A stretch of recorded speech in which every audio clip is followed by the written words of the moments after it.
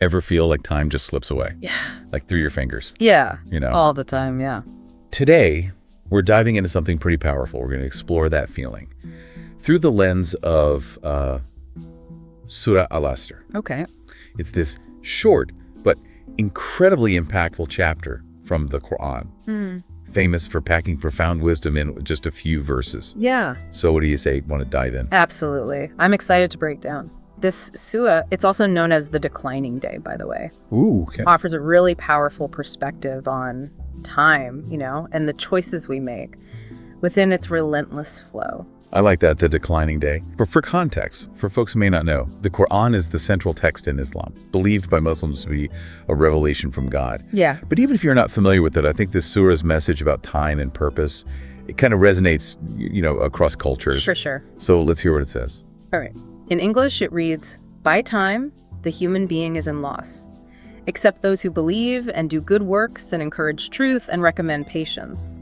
Pretty concise, right? Yeah. But those words, they hold a profound message about how to live a meaningful life. By time. That opening, it really sets the tone, doesn't it? It does, yeah. It's like a universal truth we all experience. I read this story once about a man who only realized how precious time was after this life-altering accident. It made me think about how we often rush through life, not even realizing how quickly it's passing us by. Totally. That's precisely the point the surah is making. It's a wake-up call, highlighting how we can lose ourselves in the daily grind. And neglect what really matters. Right. And then it goes on to say the human being is in loss. It almost sounds pessimistic, right? Is it saying we're all destined to fail? Not at all. No. It's more of a call to action, I would say. Yeah. Saying that simply existing isn't enough. Right. Without conscious effort, our time, it just slips away. Without purpose. But the surah then offers this roadmap, a set of qualities that guide us towards a fulfilling life. Okay. And it lists those exceptions, right? Belief, good deeds, encouraging truth, and recommending patience. Right. I mean, they seem pretty straightforward at first glance, but I'm curious, how do they all kind of work together? So the surah beautifully interweaves these qualities. It starts with belief, not just as a passive acceptance, but as a driving force that fuels action. Ah, I see. So it's not enough to just say you believe in something. Right. You have to, live it. Exactly. That reminds me of that saying, actions speak louder than words. Absolutely. It's about aligning your actions with your beliefs. Okay. And this leads to good works, actions that benefit yourself, others, or the world around you. So it's not just religious rituals or anything? No, the scope is vast. It could include acts of kindness, charity, standing up for justice, even environmental action. It's about recognizing our responsibility towards the planet. I like that. Makes you think. And then there's encouraging truth, which in today's age of misinformation seems more challenging than ever. It is, yeah. So how can we even begin to apply this principle, practically? So I think it starts with being discerning and responsible with information.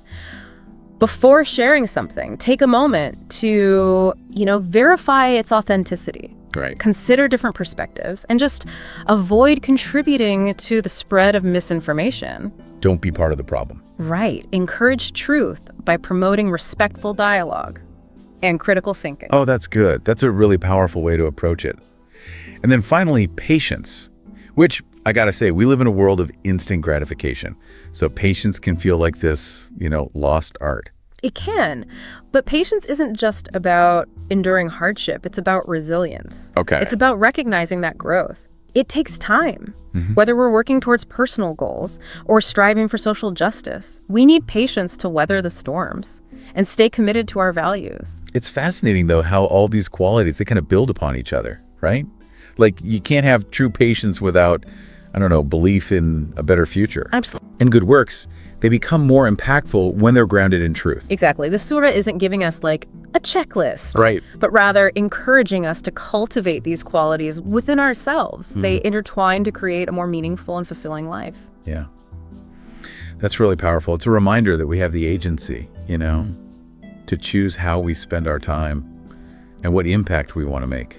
This deep dive into Surah Al Asr has really made me think about how I can better embody these principles in my own life. I think that's the beauty of this surah. It doesn't offer a rigid set of rules, but rather a framework for self-reflection an action. It encourages us to ask ourselves, how can we use our time to create a positive ripple effect? What legacy do we want to leave behind?